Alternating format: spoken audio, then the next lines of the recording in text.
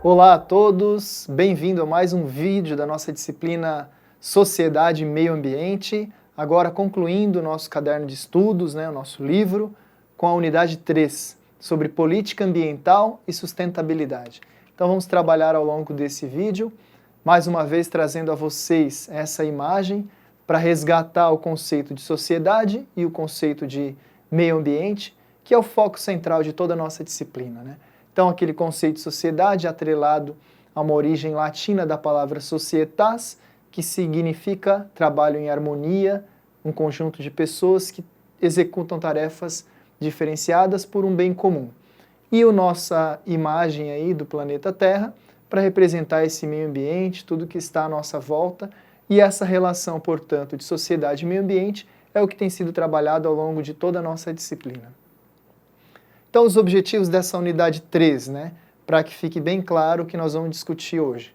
Apresentar as principais políticas públicas ambientais conforme a evolução histórica da legislação ambiental brasileira, caracterizar os pilares de alicerce do desenvolvimento sustentável, ou seja, aquilo que está lá na base, tudo que fundamentou para a criação dessa proposta de desenvolvimento sustentável, e debater sobre os modelos de desenvolvimento sustentável e as tecnologias verdes, e ainda retratar sobre as ferramentas de gestão socioambiental para a sustentabilidade. Esse objetivo final aqui, nós vamos citar alguns exemplos das ferramentas brasileiras, como normas da ABNT, para tentar a implantação desse sistema de gestão socioambiental nas empresas de nosso país. Então, aqui um panorama da distribuição dos tópicos em nosso caderno de estudos. E o tópico 1 ele vai tratar dos fundamentos políticos de proteção ao meio ambiente. No tópico 2, sobre a sustentabilidade, todo esse histórico da educação ambiental, histórico nessa perspectiva ambiental no nosso país e também com algumas referências mundiais. E por fim, o tópico 3 ele vai trazer algumas ferramentas internacionais para a gestão socioambiental e tecnologias sustentáveis. Então vai ser nesse tópico que nós vamos falar dos protocolos que existem, como o protocolo de Kyoto, como algumas normas da BNT, focadas a 14.064 para a emissão de gases estufa e a 16.001 com relação à responsabilidade social. Então, vamos trabalhar com esse conceito inicial, que é sobre as questões ambientais e os recursos naturais.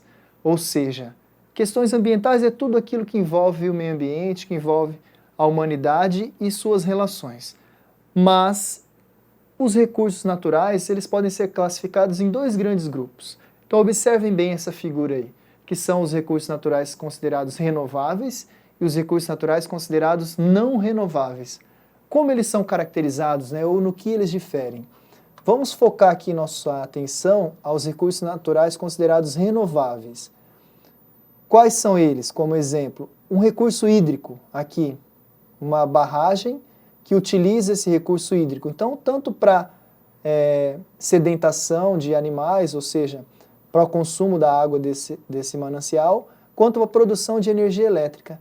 É sabido que essa fonte, pelo ciclo da água, é considerado renovável, porque a água sempre está se renovando. Ela muda os seus estados físicos, sólido, líquido e gasoso, mas continua sendo água. Então ela está sempre se renovando dentro de um ciclo curto que nós conseguimos acompanhar.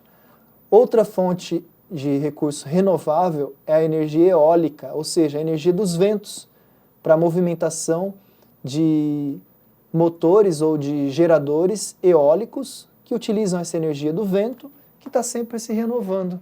Então depende da região, tem maior potencial para a implantação de energia eólica, outra região vai ter um menor potencial, depende da intensidade do vento, onde ela está localizada. Ainda é possível, com relação ainda aos recursos hídricos, mas também a energia das marés ou das ondas, ou seja, a maré é aquele efeito relacionado à maré alta e maré baixa, está relacionado ao sistema lunar, essas oscilações diárias que ocorrem nos oceanos, enquanto que a energia das ondas é justamente aquela energia proveniente do movimento das ondas, da quebra das ondas, seja por influência do vento ou até mesmo por essa influência gravitacional, mas que gera uma outra forma de energia que é caracterizada como energia das ondas. Ainda temos a energia solar, né, que é do nosso Sol, nossa estrela que nos aquece, e ela pode ser utilizada de diversas formas no nosso planeta, né, como energia renovável, porque está sempre à disposição, sempre chegando na nossa atmosfera. Então ela pode ser utilizada em placas fotovoltaicas ou até mesmo como aquecedor de água, como produção de energia elétrica, dentre outras finalidades. A geotérmica também é considerada uma energia renovável, ou seja, é aquela energia da erupção, não drástica, mas de vulcões que geram calor naturalmente. Então é possível utilizar essa energia, seja aproveitando os gases que são produzidos, bem como o calor que é gerado, seja para aquecer água, para movimentar turbinas, produzir energia elétrica, ou ainda alguma outra finalidade que a gente possa considerar útil. Outra fonte de energia renovável é a energia da biomassa, aquela que é produzida pela agricultura ou por cultivares diversos, como plantações de milho, de cana-de-açúcar, que é muito comum, né, em nosso país, e isso é considerado uma energia renovável. Então você pode utilizar a cana-de-açúcar para a produção de combustíveis, como o etanol, para a produção de açúcares e diversos outros subprodutos oriundos dessa energia. Ainda hoje é muito utilizado o bagaço da cana, então essa biomassa, que seria um descarte, hoje é utilizada, reaproveitada para aquecer caldeiras. A queima dessa biomassa vai gerar uma outra forma de energia que pode ser reaproveitada. Por outro lado, no outro extremo aqui na figura, nós temos as energias não renováveis. Como elas são caracterizadas? Energia não renovável é aquela onde a natureza não consegue repor em um ciclo de vida curto, em um ciclo de vida viável, como o nosso humano. Se a gente extrapolar cada geração humana em torno de 25 a 30 anos, uma energia renovável que não é capaz de se recompor ao longo deste período, ou até mesmo ao longo ali de em torno de 100 anos, é considerada não renovável. Por exemplo, o carvão, mais comumente conhecido como carvão mineral. Como ele é produzido? É produzido a partir de decomposição de fósseis vegetais que estão há milênios soterrados em nosso planeta. Então, a gente poderia pensar, poxa, se é de origem vegetal, poderia ser considerado renovável. Mas a formação desse carvão é muito antiga, exige milhões de anos para que ele seja formado e depositado. Portanto, está bem distante da nossa geração humana ali, que seja a gente considerar 25 até 100 anos. Isso está muito além desse tempo. Portanto, é considerado não renovável. Outra energia, observem ali na figura, é a energia nuclear, né? Ou energia também atômica. Por que é considerada não renovável? Porque além de utilizar meios artificiais para produzir esses compostos reativos, como o urânio, principalmente, que é o mais usado, ele é utilizado para aquecer caldeiras e ainda gera um resíduo, que é uma parte da decomposição desses núcleos de urânio, que faz gerar outros elementos químicos radioativos que precisam ser descartados em algum modo. E até hoje, infelizmente, a única maneira que foi encontrada é armazenar em tambores de aço, com a parede bastante espessa, para reter esses elementos. Então a energia não renovável, além de ser artificial, ainda gera um resíduo radioativo bastante perigoso. E também outra energia não renovável é o petróleo. Como que o petróleo é formado? Também pela decomposição de animais, de vegetais e diversos micro-organismos ao longo de milênios que estão no subsolo e formam esse composto pastoso, enegrecido, tão utilizado hoje que é o petróleo. Além de ser uma fonte não renovável, também contribui para a emissão de gases, com a sua queima, para a derivatização de combustíveis como a gasolina, o diesel, até mesmo o gás, né, gás natural, é um dos derivados do petróleo. E isso faz com que ele seja classificado como não renovável, como recurso não renovável. Ok? Um assunto interessante, trabalhado também em nosso material de ensino, na unidade 3, é sobre a pegada ecológica. Então, o que se trata essa pegada ecológica? Ela nada mais é do que uma ferramenta para que a gente possa entender o padrão de consumo humano com relação às suas necessidades de recursos naturais explorados na Terra. Então ele é medido em hectares. Por exemplo, nessa figura aí a gente observa lá na parte superior o padrão de consumo africano, ou seja, no continente africano a pegada ecológica é de 1,4 hectares. Significa que, por essa estimativa, são necessários 1,4 hectares por pessoa para se manter vivo, ou seja, cada africano precisa de 1,4 hectares para que ele se mantenha. Aí envolve todo o consumo de carne, de vegetação, de água que ele necessita. Por outro lado, né, aqui no lado direito, está estimando se todas as pessoas tivessem uma pegada ecológica de 1,4 hectare, o planeta seria capaz de sustentar uma população de 9,6 bilhões de habitantes. Então prestem bem atenção nesse número, 9,6 bilhões de habitantes. Quantos habitantes temos hoje em nosso planeta? Mais de 7 bilhões. Então está aproximadamente ali na casa dos 7 bilhões de habitantes. O que a gente pode concluir com isso? Que no padrão de consumo africano, o planeta Terra seria capaz de sustentar ainda uma população de até 9,6 habitantes. Por outro lado, no padrão asiático, que tem a pegada ecológica um pouco maior, que é de 1,8 hectare, o planeta seria capaz de sustentar uma população de até 7,4 bilhões de habitantes, ou seja, estaria no limite da capacidade que nós temos hoje, em torno de 7 bilhões de habitantes. Agora vejam o padrão europeu, países mais desenvolvidos, né, com IDH elevado, a pegada ecológica é bem maior, de 4,7 hectares. E nesse padrão de consumo, o planeta Terra seria capaz de sustentar uma população de apenas 2,9 bilhões de habitantes. Menos que a metade da população atual. Aqui, ao centro da nossa figura, o padrão latino-americano, que envolve o Brasil e os demais países da América Latina. E a nossa pegada ecológica está em torno de 2,6 hectares, o que também seria capaz de sustentar uma população menor do que a população atual. Significa que a nossa pegada ecológica ainda é considerada elevada, precisa melhorar. Já dos Estados Unidos e do Canadá é extremamente elevada, é o padrão de consumo maior do planeta, com uma pegada ecológica de 7,9 hectares. E vejam aí, com a população ínfima, seria capaz de sustentar o nosso planeta, apenas 1,7 bilhão de habitantes. Para finalizar essa discussão, a pegada ecológica da Oceania, 5,4 hectares, também sustentaria uma população bastante pequena, e uma média mundial, para a gente ter uma ideia. A pegada ecológica do mundo hoje calculada é de 2,7 hectares, que seria capaz de sustentar uma população de 5 bilhões.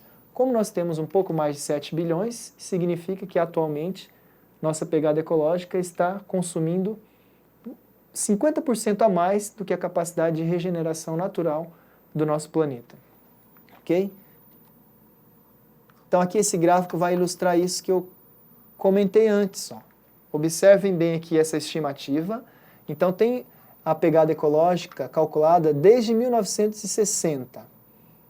E aí os dados até hoje, até 2008, e uma perspectiva até 2050, indica que se continuarmos nesse ritmo de aumento da pegada ecológica, do padrão de consumo, a tendência é que se hoje a gente necessita de 1,5 planeta para manter esse ritmo de consumo, daqui a 40 anos aproximadamente, né, pouco mais de 30 anos, teríamos a necessidade de quase 3 planetas para manter nosso padrão de consumo atual. Por outro lado, se houver uma política pública que garanta uma redução rápida da produção de gases de efeito estufa, uma redução rápida do consumo, uma redução rápida do desmatamento, uma redução rápida do consumo de combustíveis fósseis, é possível chegarmos a 2050 em um patamar considerado sustentável, onde a nossa pegada ecológica vai ser equivalente à capacidade do nosso planeta se biorregenerar. Então essa é a expectativa que a gente trabalha para chegarmos nisso. Uma sugestão para vocês, e fica aí o link também disponível, é assistirem esse vídeo Consumo Responsável. Esse vídeo tem pouco mais de 3 minutos e ele traz bastante informações e dicas de como a nossa sociedade pode se comportar melhor para contribuir com a redução dessa pegada ecológica. Tá ok? Então fica aqui a nossa sugestão. Agora vamos trabalhar as principais conferências que ocorreram no mundo sobre meio ambiente e sustentabilidade, né? Trazendo aqui um destaque para vocês, quatro delas que trazem esse panorama do desenvolvimento sustentável para o mundo. Quando começou isso? É relativamente recente. Então, a Conferência de Estocolmo, que ocorreu na Suécia em 1972, foi o pontapé inicial para que houvesse uma discussão a nível mundial dessas questões.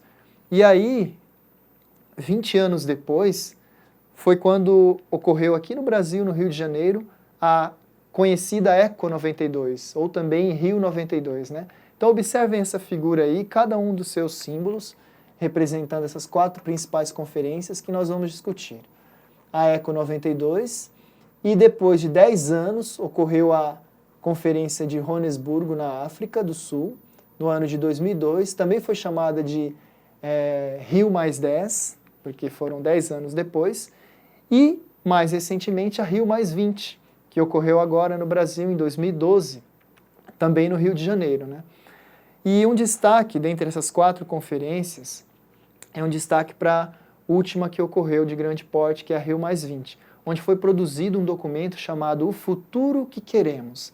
E nesse documento ele foi reconhecido por 188 Estados-membros que estavam presentes na Rio mais 20 e que se comprometeram em melhorar suas políticas ambientais e tentar trabalhar para um futuro mais sustentável.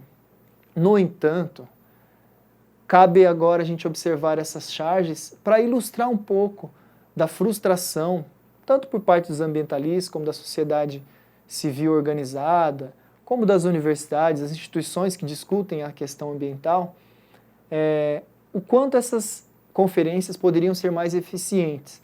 Então vejamos nessa primeira charge aqui, quando ele traz a seguinte questão. Quando será que os resultados da Rio mais 20 vão chegar por aqui? Aí um outro urso polar responde, Rio mais 20? Eu ainda estou esperando os resultados da Eco 92. Então, ou seja, é uma crítica, uma sátira, questionando, né, se desde a Eco 92 até hoje não houve mudanças drásticas para reduzir o aquecimento global, reduzir a emissão de gases poluentes, quando será que isso vai ocorrer? Já estamos na Rio mais 20, vai esperar vir mais o quê? Rio mais 40, e assim ilustra a próxima charge nossa. Então na Eco 92, muitas propostas. Ainda tínhamos uma vegetação como ilustrada aqui, criticamente, né? Vegetação densa, uma árvore robusta. Rio mais 20 já toda depenada. E a Rio mais 40? Será que vai haver alguma coisa? Vamos esperar chegar nesse ponto? Uma outra charge traz uma reflexão semelhante. E aí, um apresentador diz, né, com relação a Rio 92. E agora, algumas propostas, como foram feitas, a Agenda 21. E aí, a Rio mais 20, e a ideia seria blá, blá, blá. Aí, uma crítica, né? Rio mais 100, conferência sobre nenhum ambiente.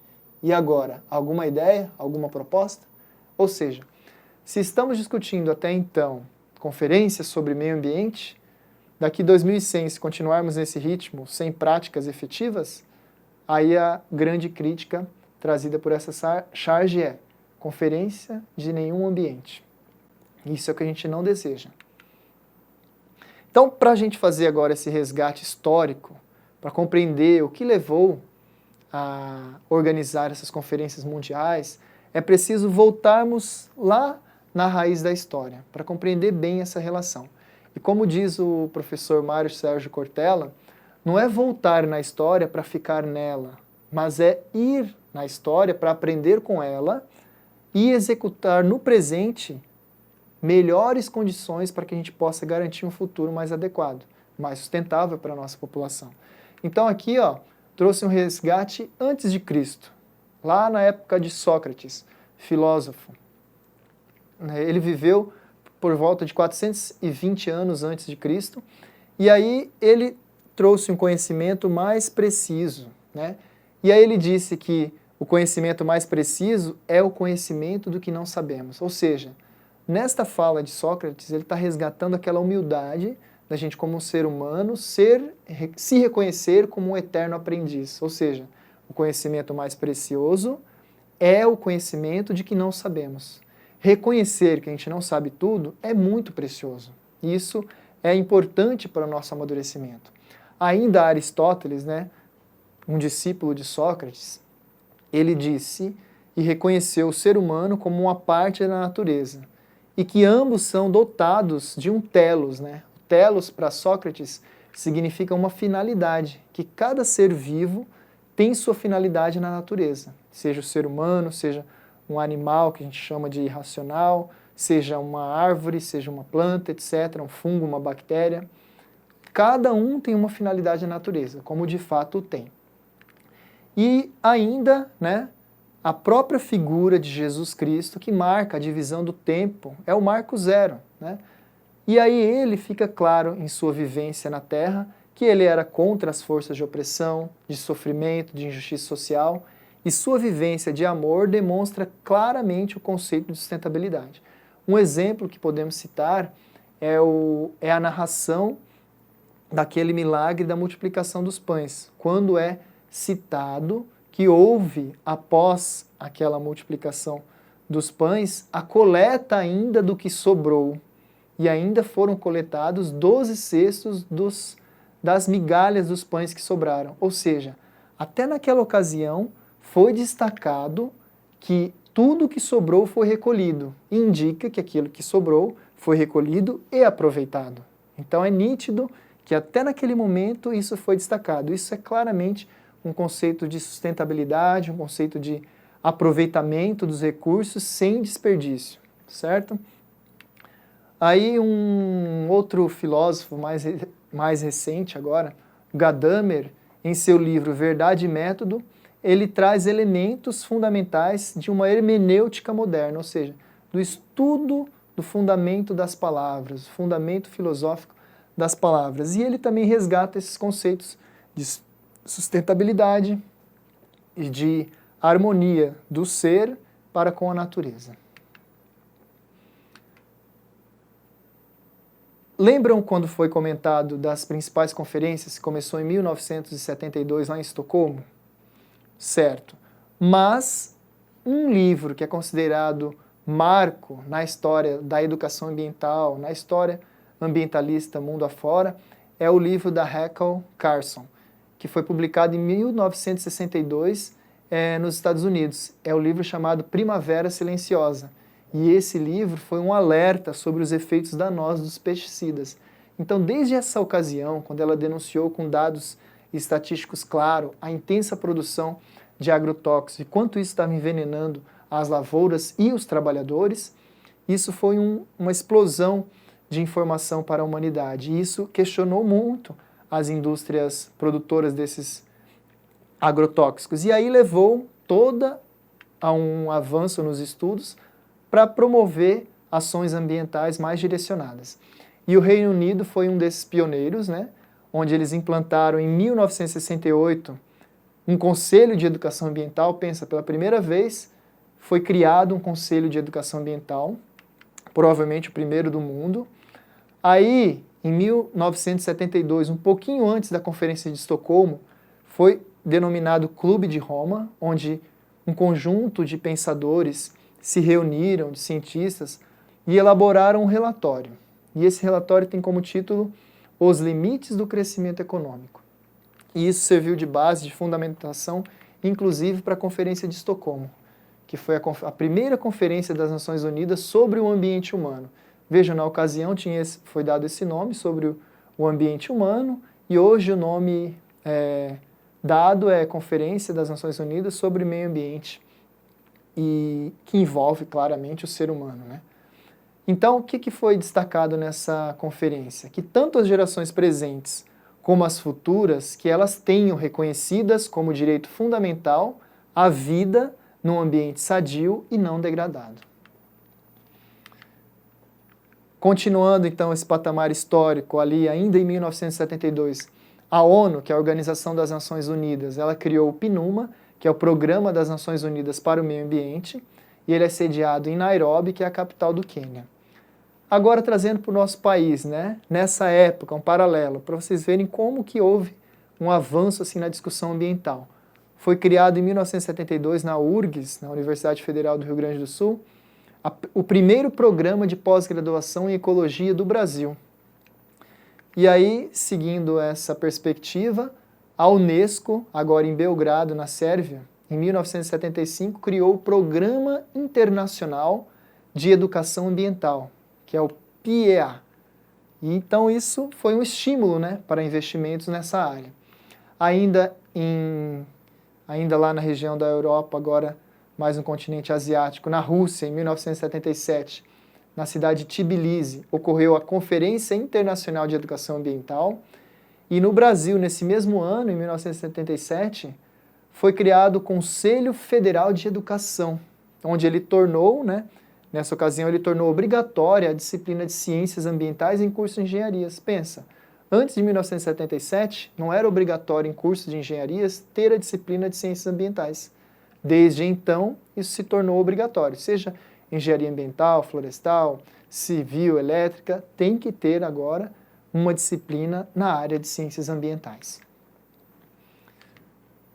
Então, ainda no Brasil, agora trazendo mais informações desse patamar histórico, o MEC, que é o Ministério da Educação, ele, juntamente com a CETESBI, publicou em 1979 uma cartilha, né, um documento denominado Ecologia, uma proposta para o ensino de primeiro e segundo graus.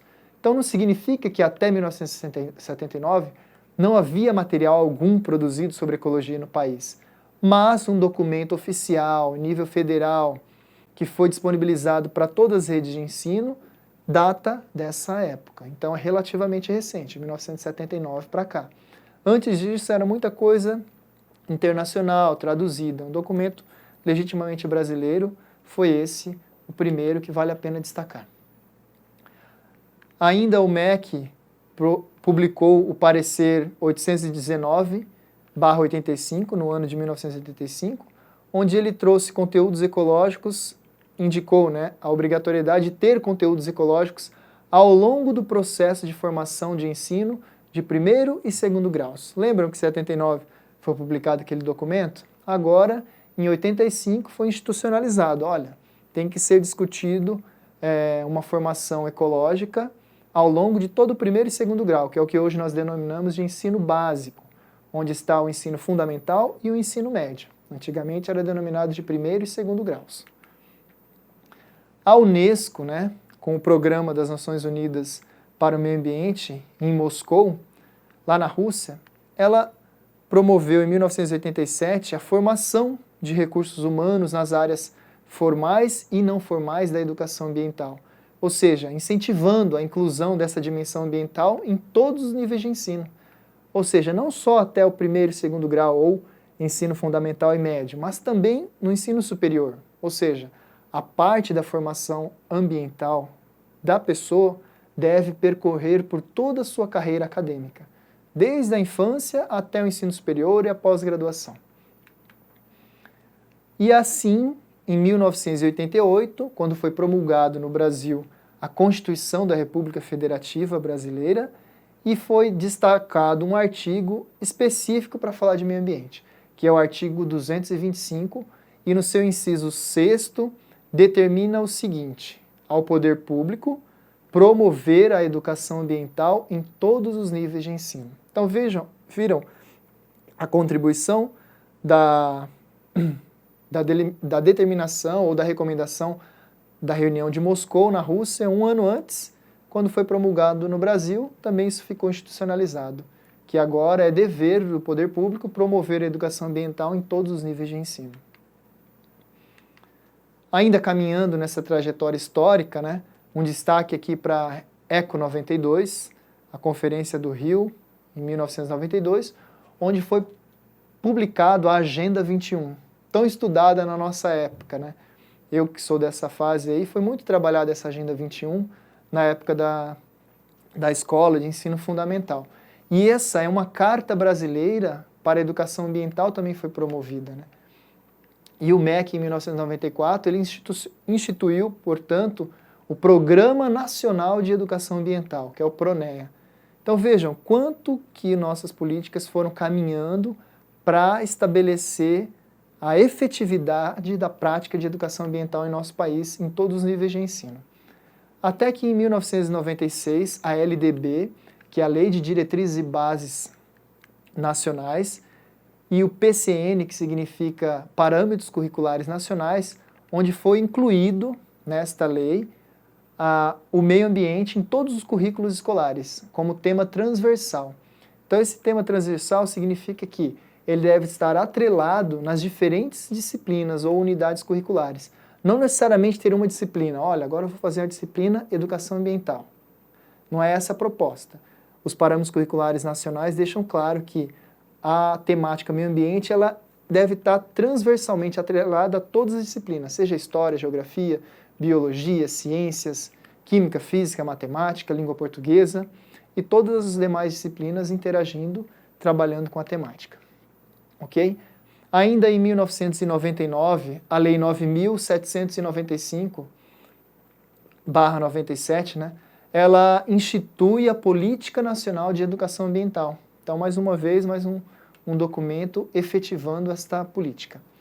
E a Rio 92, né, que a gente já comentou anteriormente um pouco, onde foi criado a Rede Planetária de Educação Ambiental. Então, lembram daquelas charges onde nós discutimos, né, qual a verdadeira eficácia da Rio+20? Mas foi criado um fator bastante positivo, é a criação dessa Rede Planetária de Educação Ambiental, onde diferentes atores interagem mundialmente, em nível online, promovendo congressos, promovendo ações efetivas em cada país participante para a discussão dessa temática. Partilha de estudos de caso ou exemplos bem-sucedidos em suas regiões para que possam ser implantadas em outros países. Ok? Então concluímos aqui um patamar histórico da educação ambiental, tentando fazer esse resgate, né, das informações e do desenvolvimento da política ambiental no Brasil e no mundo, para que a gente possa chegar agora em mais um conceito que foi estabelecido no ano 2000, naquela virada de milênio, onde houve tantas reflexões sobre o que será do novo século e do novo milênio para a humanidade. Então, foi reunido na cidade de Nova York, do dia 6 até o dia 8 de setembro do ano 2000, e cerca de 191 Estados-membros adotaram esses objetivos do milênio, tão conhecidos como os Objetivos do Milênio, né? E são 8 esses objetivos elencados. Então vamos destacar aqui cada um deles, vocês podem observar aí na figura, que o primeiro é acabar com a fome e a miséria. Esse é o principal objetivo do milênio estabelecido nessa reunião. O segundo, né, não menos importante, é a educação básica de qualidade para todos. Ou seja, essa educação básica é aquela educação no ensino fundamental e médio. Ou seja, até o ensino médio, todos têm direito à educação básica e de qualidade. A igualdade entre o sexo e a valorização da mulher. O reconhecimento da mulher, da sua especificidade, e a igualdade entre os sexos, a valorização dos salários, reconhecimento das idades para aposentadoria, nas suas diferenças, reconhecer que são iguais. Ainda o quarto objetivo do milênio, que seria reduzir a mortalidade infantil, diminuir as taxas de mortalidade, diminuir as taxas de mães que perdem seus bebês muitas vezes por fome. Então veja que um objetivo está contribuindo para com o outro. Ainda o quinto, melhorar a saúde das gestantes, dar mais atenção às gestantes, cuidar desse patrimônio que a humanidade tem, que são as mulheres que geram cada um de nós. Combater a AIDS, a malária e outras doenças. Então vejam que essas duas doenças são muito preocupantes no mundo. Então tornou-se um objetivo do milênio, para esse milênio, combatê-las, dentre outras doenças. Ainda, O sétimo, qualidade de vida e respeito ao meio ambiente. Esse é o mais focado à nossa disciplina, sociedade e meio ambiente. Então vejam que está dentro dos objetivos do milênio, respeitar o meio ambiente e prezar pela qualidade de vida. E ainda todo mundo trabalhando pelo desenvolvimento. Um cuidado aqui, uma atenção a essa palavra desenvolvimento, que no sentido do desenvolvimento do milênio envolve esse crescer harmonicamente e poderíamos até complementar ali um desenvolvimento sustentável. Poderíamos até complementar com essa palavrinha que ajuda a direcionar melhor esse desenvolvimento do milênio. Tá ok? Agora a gente, como já discutimos até então, esse panorama histórico, os objetivos de desenvolvimento do milênio, vamos trabalhar um pouco agora com os diagnósticos de problemas que o nosso planeta sofre, principalmente com relação à emissão de gases de efeito estufa, né? E com isso, apresentar algumas políticas ambientais para redução dessas emissões, como objetivo de melhorar a condição do nosso planeta e torná-lo, né, não torná-lo, mas evitar que a gente exaure os recursos naturais e o nosso planeta se torne insustentável, né? Então, nesse gráfico, como vocês observam aí, bem interessante, onde aqui no eixo Y representa partes por milhão, ou ppm, de cada um dos gases ilustrados. Então vamos trabalhar aqui primeiro com o gás carbônico, né, ou dióxido de carbono, o CO2, famoso. Desde quando ele começou a ser mensurado em nosso planeta, ali por volta de 1980, ele estava no patamar ali de cerca de 320 ppm, ou 320 partes por milhão.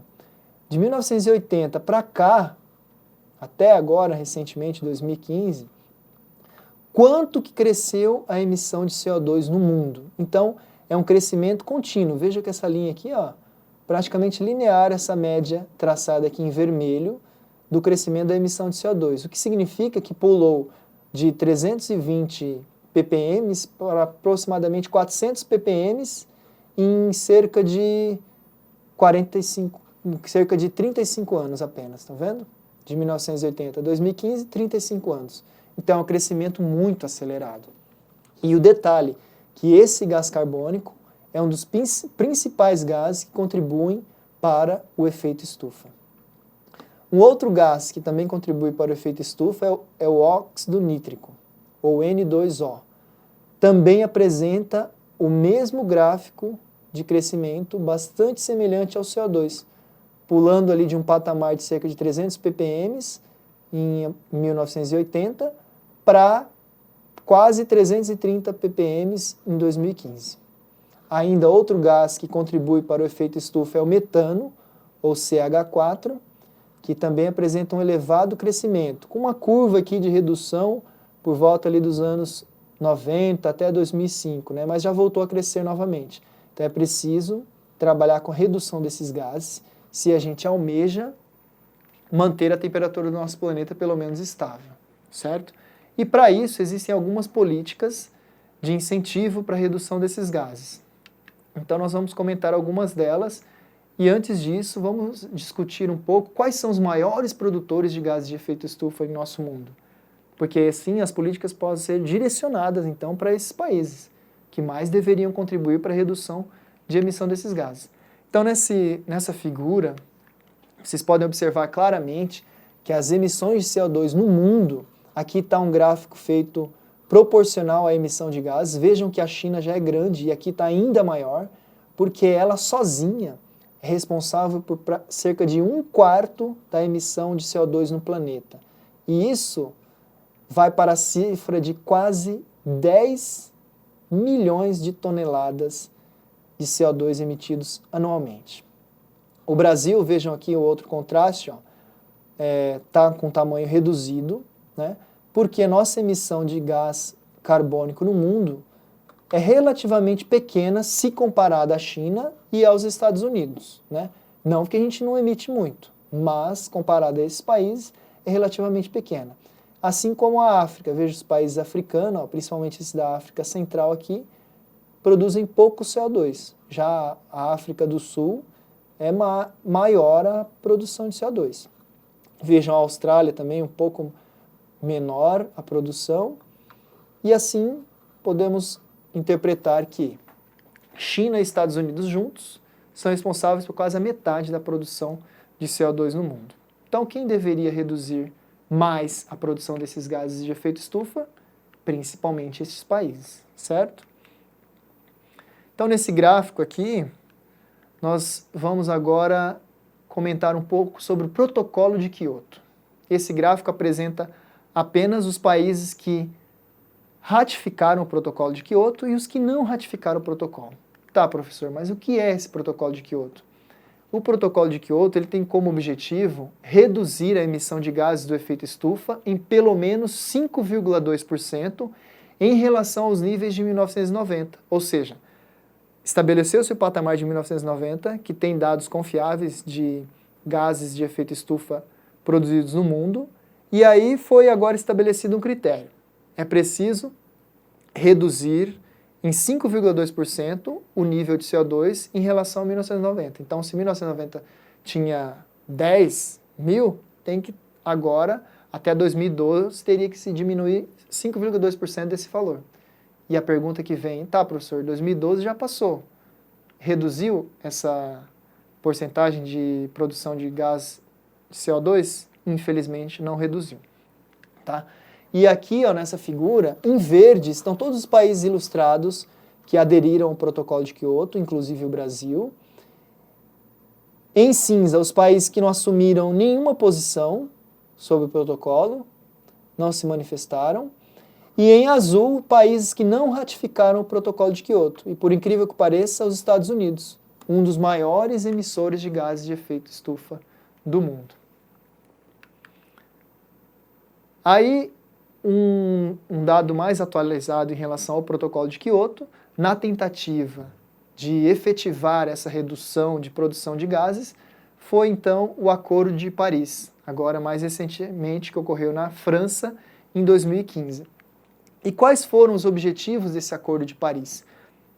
Observem aí que o objetivo foi manter o teto do aquecimento global abaixo de 2 graus Celsius, preferencialmente abaixo de 1,5 graus Celsius até 2100. Percebam que, em relação ao Protocolo de Kyoto, a proposta era reduzir em 5,2% a emissão de gases de efeito estufa, comparado aos dados de 1990, certo? Agora o Acordo de Paris já não está falando claramente da redução dos gases, está falando da manutenção do aumento da temperatura do planeta abaixo de 2 graus Celsius. Ou seja, significa que é uma situação mais grave, porque é evidente que a temperatura do planeta está aumentando e que é preciso controlar pelo menos esse aumento. Se a gente deixar no ritmo que está, vai aumentar tanto a produção de gases quanto a temperatura do planeta. Então, o Acordo de Paris visa manter o aquecimento global abaixo de 2 graus Celsius, preferencialmente até 1,5 graus Celsius, até que ano? Até o ano de 2100.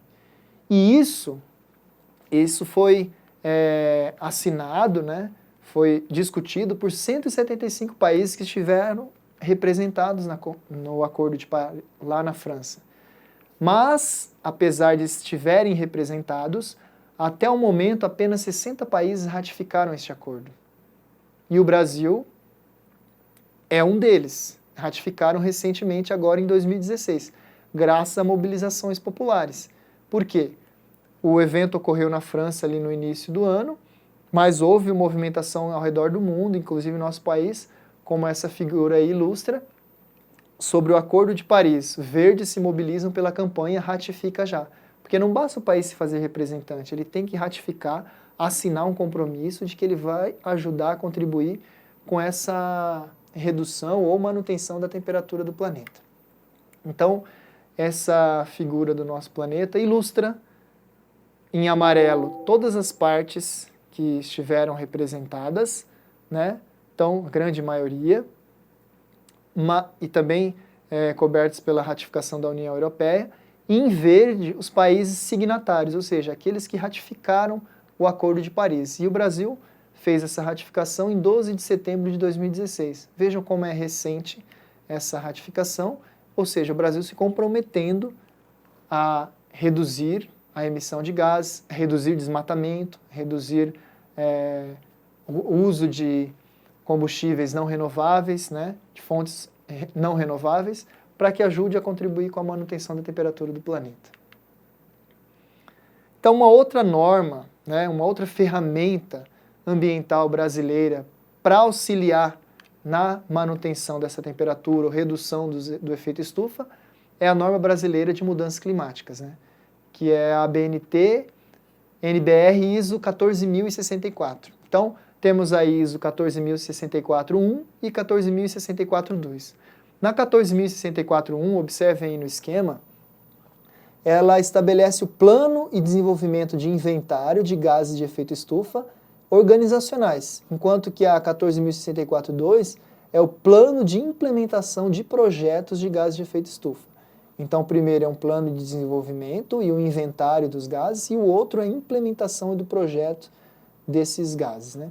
Então, vamos seguir aqui essa sequência para que a gente possa compreender melhor as etapas para a implantação dessa norma, né? Primeiro, vai ser feito relatórios de documentação de inventário de gases de efeito estufa, e nisso é gerada uma declaração de gases de efeito estufa e é feita uma verificação.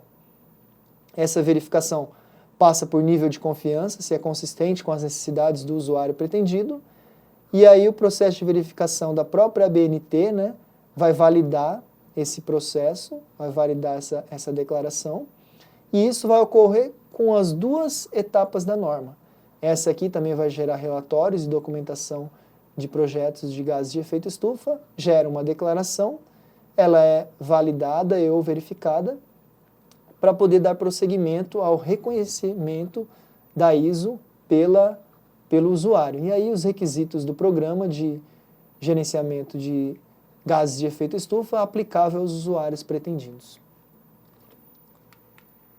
Uma outra norma brasileira, essa agora relacionada à responsabilidade social, é a BNT NBR ISO 16001/2012. Então, essa norma vai estabelecer definição de responsabilidade social e estratégias para se trabalhar com responsabilidade social nas empresas. Então, vale destacar aqui o conceito de responsabilidade social para a norma, né? Responsabilidade de uma organização pelos impactos de suas decisões e atividades na sociedade e no meio ambiente, por meio de um comportamento ético e transparente.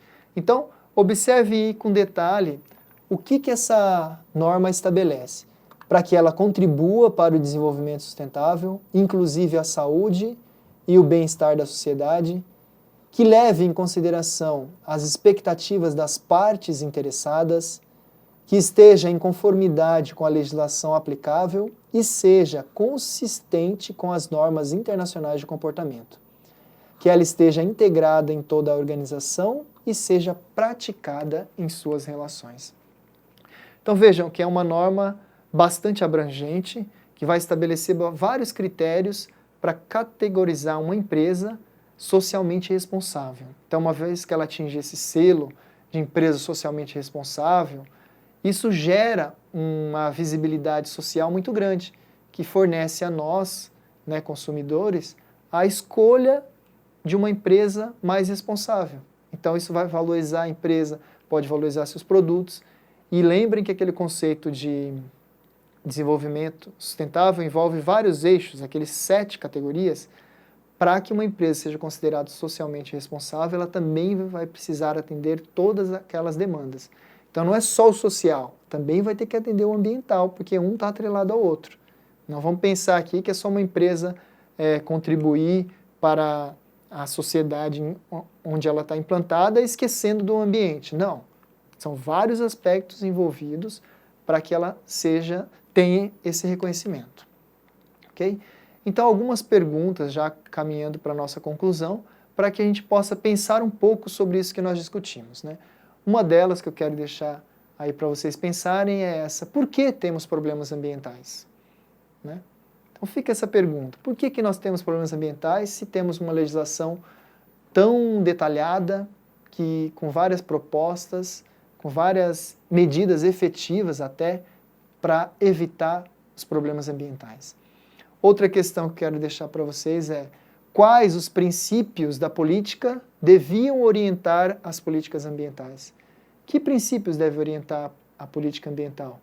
Princípio ético, princípio moral, princípio legal, princípio cidadão, como cidadãos do mundo?